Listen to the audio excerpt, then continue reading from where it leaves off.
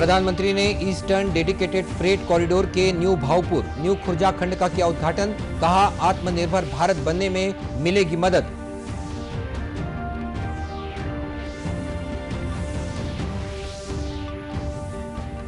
राज्य सरकार नगरनार इस्पात संयंत्र खरीदने को तैयार। विधानसभा में संयंत्र को निजी हाथों में जाने से रोकने वाला प्रस्ताव पारित।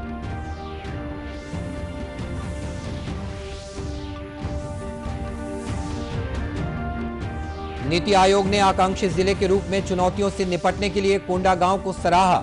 3 करोड़ रुपए का अतिरिक्त आवंटन जारी करने का लिया निर्णय।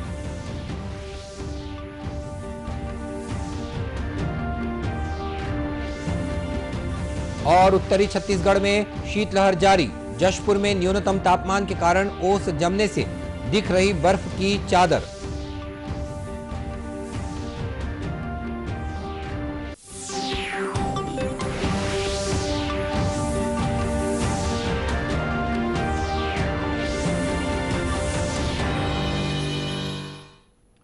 नमस्कार, आप देख रहे हैं दूरदर्शन समाचार। मैं हूं मनीष अहलूवालिया और अब समाचार विस्तार से।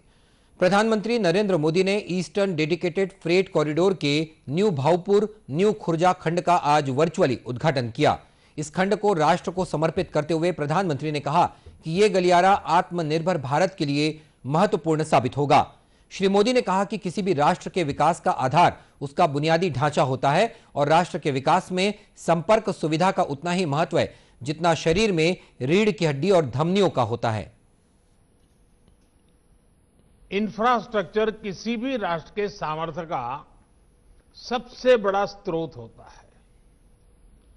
इंफ्रास्ट्रक्चर में भी कनेक्टिविटी राष्ट्र की नसें होती हैं, नाड़ियां होती हैं।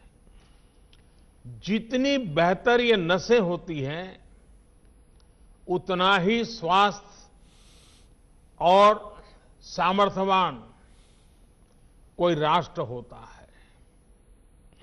आज जब भारत दुनिया की बड़ी आर्थिक ताकत बनने के रास्ते पर की तरफ तेजी से आगे बढ़ रहा है, तब बेहतरीन कनेक्टिविटी देश की प्राथमिकता है। इसी सोच के साथ बीते 6 सालों से भारत में आधुनिक कनेक्टिविटी के हर पहलू पर फोकस के साथ काम किया जा रहा है। हाईवे हो, रेलवे हो, एयरवे हो, वाटरवे हो या फिर हाईवे, आर्थिक रफ्तार के लिए जरूरी इन 5 पहियों को ताकत दी जा रही है, गति दी जा रही है। प्रधानमंत्री ने कहा कि अब नए गलियारे से मालगाड़ी की क्षमता दोगुनी और गति तिगुनी हो जाएगी। उन्होंने कहा कि इससे रोजगार के नए अवसर उत्पन्न करने में भी मदद मिलेगी। कार्यक्रम के दौरान प्रधानमंत्री ने इस गलियारे के प्रयागराज स्थित संचालन नियंत्रण केंद्र का भी उद्घाटन किया। श्री मोदी ने कहा कि यह केंद्र अत्याधुनिक स्वदेशी सुविधाओं से सुसज्जित है। कार्यक्रम को रेल मंत्री पीयूष गोयल और उत्तर प्रदेश के मुख्यमंत्री योगी आदित्यनाथ ने भी संबोधित किया। मुख्यमंत्री भूपेश बघेल ने विधानसभा में शासकीय संकल्प पर चर्चा के दौरान कहा कि उनकी सरकार बस्तर के नगरनार इस्पात संयंत्र को निजी हाथों में नहीं जाने देगी। उन्होंने कहा कि राज्य सरकार इस संयंत्र को खरीदने के लिए तैयार है।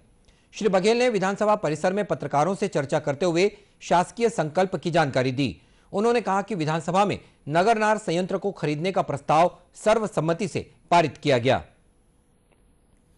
यह सदन केंद्र सरकार से यह अनुरोध करता है कि भारत सरकार के उपक्रम एनएमडीसी द्वारा स्थापनाधीन नगरनार इस्पात संयंत्र जिला बस्तर का केंद्र सरकार द्वारा विनिवेश न किया जाए।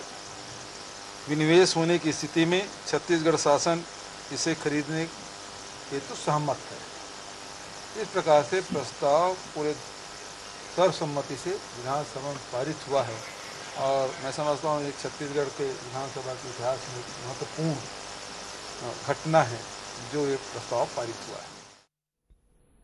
मुख्यमंत्री ने बताया कि भारतीय खाद्य निगम से धान भंडारण की अनुमति नहीं मिलने से राइस मिलों से धान का उठाव नहीं हो पा रहा है। उन्होंने कहा कि इस संबंध में केंद्र से चर्चा की जा रही है। जबकि धान खरीदी करने के तत्काल बाद एफसीआई में चावल जमा करने की अनुमति मिल जाती है, लेकिन ये पहली बार ऐसा हुआ है कि दिसंबर महीने बीतने जा रहा है और अभी तक के अनुमति उसकी नहीं आई है। और यदि एफसीआई में चावल जमा करने की अनुमति नहीं आएगी तो निश्चित रूप से स्थिति बहुत भयावह होगी। और इसलिए बार बार भारत सरकार से हम लोग अनुरोध कर रहे हैं, आधिकारिक स्तर पर भी और मंत्री जिसे भी मैंने बार बार बात की है कि उसके जितने जल्दी अनुमति देंगे उतने जल्दी राइस मिल से चावल एफसीआई में जमा होगा। कल शासकीय संकल्प पर चर्चा के साथ ही विधानसभा के शीतकालीन सत्र का समापन हो गया। गौरतलब है कि यह सत्र 30 दिसंबर तक चलने वाला था, लेकिन सभी शासकीय कार्य संपादित होने के बाद समय से पहले ही ये संपन्न हो गया। नीति आयोग ने आकांक्षी जिले के रूप में चुनौतियों से निपटने के लिए कोंडागांव जिले द्वारा किए जा रहे प्रयासों और उनकी उपलब्धियों की सराहना की है। आयोग ने कोंडागांव के लिए 3 करोड़ रुपए का अतिरिक्त आवंटन जारी करने का निर्णय लिया है। नीति आयोग ने सितंबर-अक्टूबर 2020 में कोंडागांव जिले द्वारा किए गए प्रदर्शन के आधार पर यह निर्णय लिया है। आयोग आकांक्षी जिलों द्वारा चुनौतियों से निपटने के लिए किए जा रहे प्रयासों का आकलन कर रैंकिंग करता है। इस रैंकिंग के आधार पर ही राशि आवंटित की जाती है। नीति आयोग के मुख्य कार्यकारी अधिकारी अमिताभ कांत ने छत्तीसगढ़ के मुख्य सचिव को पत्र लिखकर यह जानकारी दी। श्री अमिताभ कांत ने सेंट्रल प्रभारी अधिकारी और जिले की टीम को उनकी कड़ी मेहनत के लिए बधाई भी दी है। और खबरों का सिलसिला आगे भी जारी रहेगा। फिलहाल वक्त है एक छोटे से ब्रेक का।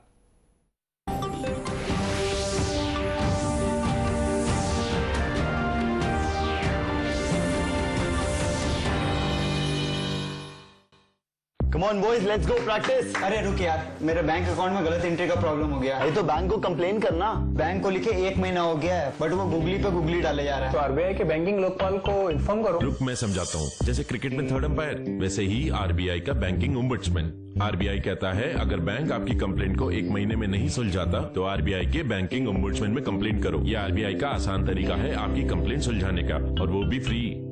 समझे? आरबीआई कहता है जानकार बनिए, सतर्क रहिए।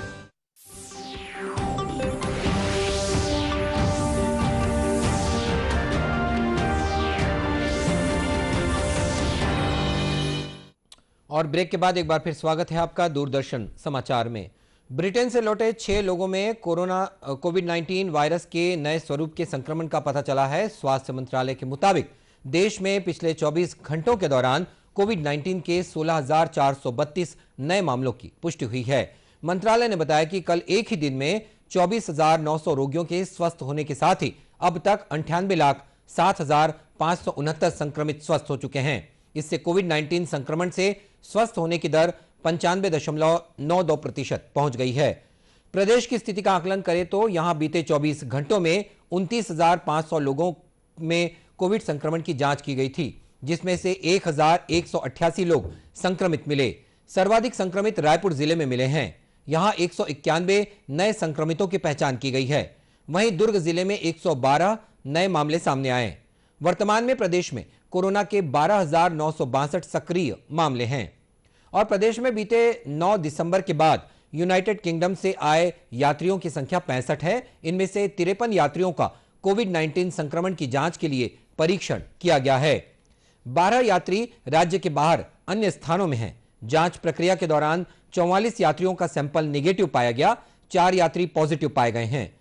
कोविड-19 संक्रमण के इन मामलों को देखते हुए राज्य में कोरोना के नए स्वरूप से बचने के लिए खास तैयारियां की गई है।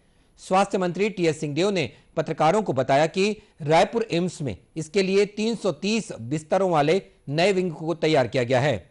उन्होंने बताया कि यह कोरोना वायरस का ही एक प्रकार है, इसके लिए एक अलग अस्पताल नहीं तैयार किया गया है।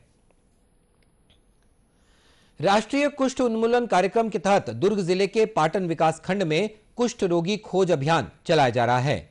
मेरा ग्राम कुष्ठ मुक्त ग्राम की परिकल्पना को साकार करने आंगनबाड़ी कार्यकर्ता और मितानिन घर घर जाकर सर्वे कर रहे हैं, ताकि कुष्ठ के संदिग्ध मरीजों की पहचान की जा सके।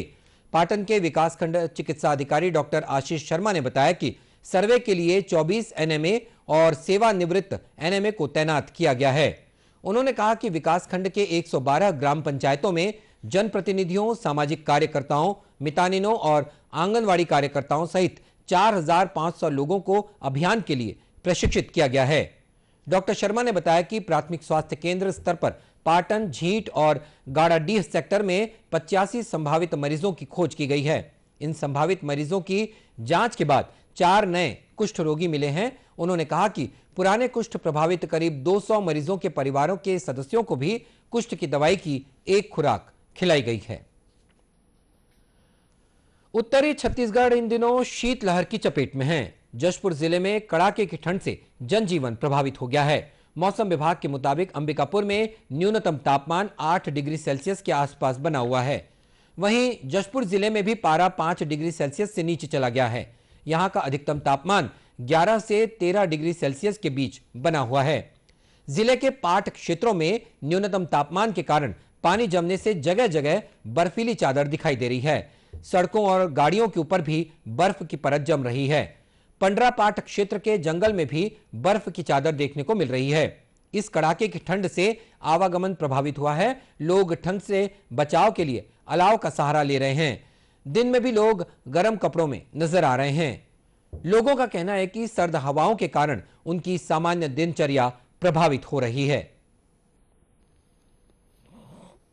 ठंड जसपुर में काफ़ी बढ़ गई है। रात को पारा 3 डिग्री चला जाता है।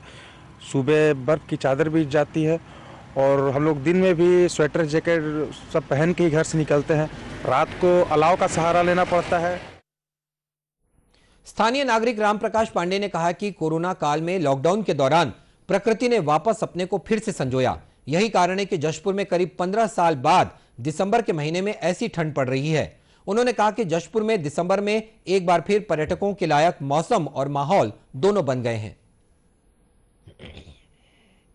देखिए, जशपुर अपने इस प्राकृतिक स्वरूप के लिए पूरे देश में जाना जाता रहा है कि यहाँ काफ़ी ठंड पड़ती थी, लेकिन पिछले 10-15 वर्षों से लगातार यहाँ का भी मौसम परिवर्तन हुआ था।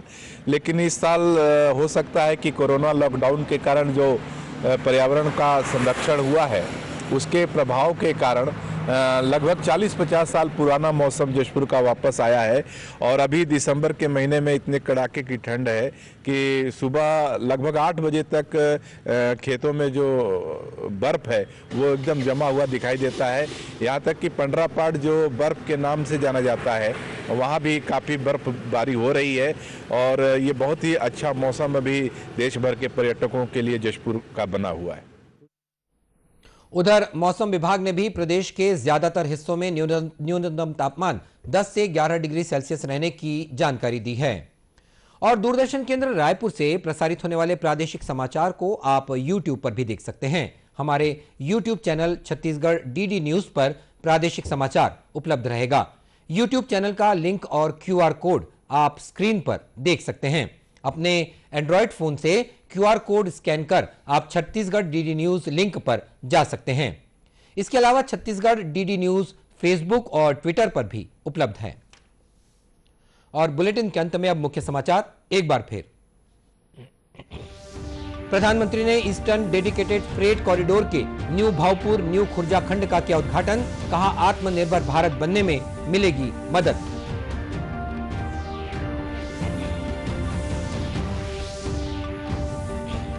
राज्य सरकार नगरनार इस्पात संयंत्र खरीदने को तैयार। विधानसभा में संयंत्र को निजी हाथों में जाने से रोकने वाला प्रस्ताव पारित।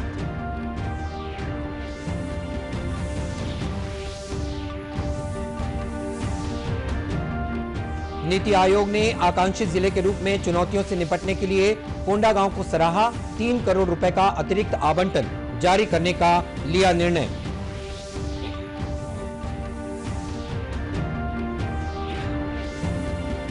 और उत्तरी छत्तीसगढ़ में शीतलहर जारी। जशपुर में न्यूनतम तापमान के कारण ओस जमने से दिख रही बर्फ की चादरें। और इसी के साथ ये समाचार बुलेटिन समाप्त हुआ। नमस्कार।